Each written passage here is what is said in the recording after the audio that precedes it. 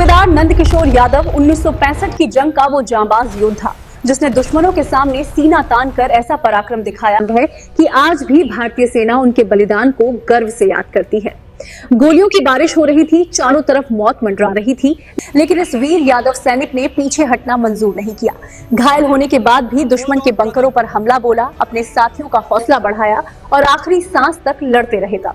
सिर और सीने में गोलियां लगने के बाद भी उनका जज्बा नहीं टूटा और मातृभूमि की रक्षा करते हुए वीर गति को प्राप्त हो गए। ऐसा साहस, ऐसी बहादुरी और ऐसा बलिदान हर किसी के बस की बात नहीं होती। ये कहानी है अहिरवाल की धरती पर जन्मे एक ऐसे वीर योद्धा की जिसने भारतीय सेना की शान को और ऊंचा कर दिया। 25 जून 1920 को हरियाणा के रेवाड़ी जिले के धवाना गांव में सूबेदार नंदकिशोर यादव का जन्म हुआ था। उनके पिता का नाम तिरखा राम था। बचपन से ही वो बेहद फुर्तीले और साहसी थे। हॉकी और बास्केटबॉल के शानदार खिलाड़ी थे। देशभक्ति उनके खून में थी और मातृभूमि की सेवा का सपना उनकी आंखों में।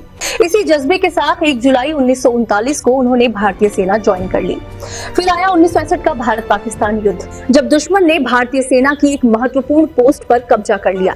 स्थिति बेहद गंभीर थी, हर तरफ गोलाबारी हो रही थी। ऐसे समय में सूबेदार नंदकिशोर यादव अपनी कंपनी के सबसे वरिष्ठ जूनियर कमीशन्ड ऑफिसर थे। उन्होंने बिना डरे अपने जवानों को संभाला और दुश्मन के खिलाफ जवाबी हमला बोल दिया है। उनका हमला आंशिक रूप से सफल रहा, लेकिन इस दौरान वो गंभीर रूप से घायल हो गए और उन्हें रेजिमेंट 8 सेंटर ले जाया गया। लेकिन ये वीर योद्धा कहाँ रुकने वाला था। घायल होने के बावजूद वो दोबारा अपनी कंपनी के पास लौट आए। उन्होंने एक घायल सिग्नलर से पिस्टल ली, अपने सैनिकों को फिर से संगठित किया और दुश्मन पर टूट पड़े था। दुश्मन की browning machine, brain light machine gun भारतीय सैनिकों की प्रगति रोक रही थी। ऐसे में सूबेदार नंदकिशोर यादव ने 2 रॉकेट दागे, दुश्मन की मशीन गन और उसके क्रू को तबाह कर दिया। इसके बाद हाथ में पिस्टल लेकर वो दुश्मन की पोस्ट की तरफ दौड़ पड़े।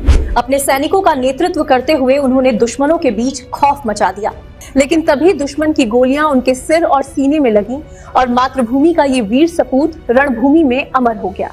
उन्होंने अपने प्राणों की आहुति देकर भारतीय सेना, अहिरवाल और यादव समाज का नाम गर्व से ऊंचा कर दिया।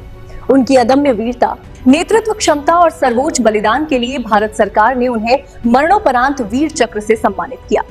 सूबेदार नंदकिशोर यादव की कहानी आज भी हर भारतीय को प्रेरणा देती है कि देशभक्ति क्या होती है, बलिदान क्या होता है और एक सच्चा सैनिक अपने देश के लिए किस हद तक जा सकता है।